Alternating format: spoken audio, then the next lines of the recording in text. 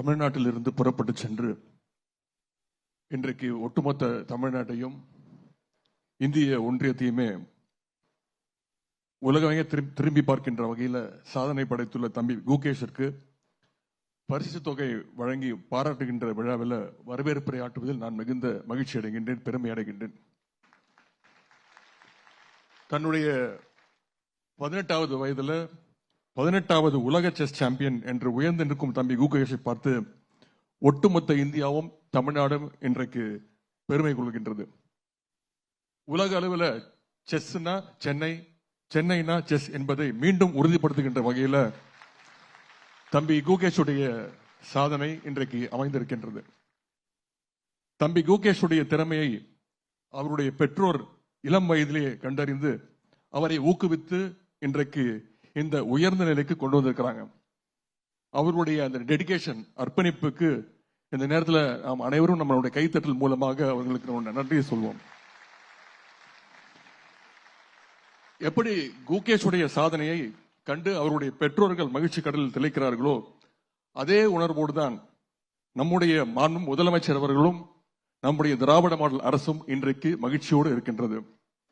நேற்று கூட விமான நிலையத்திலிருந்து அவர் திரும்பிய பொழுது வழிநடுக நம்முடைய சென்னை மக்கள் அவருக்கு சிறப்பான ஒரு வரவேற்பை கொடுத்திருக்காங்க. அவருடைய சாதனையை தமிழ்நாடு தன்னுடைய சாதனையாக இன்றைக்கு கொண்டாடி கொண்டிருக்கிறது.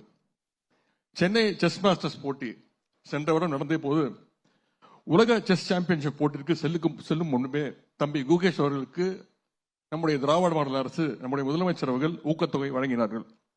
தம்பி குகேஷோ எத்தனை கோடி கொடுத்தாலும் ஈடு ஆகாத மாபெரும் ஒரு வெற்றியை நமக்காக வாங்கி வந்திருக்கிறார்.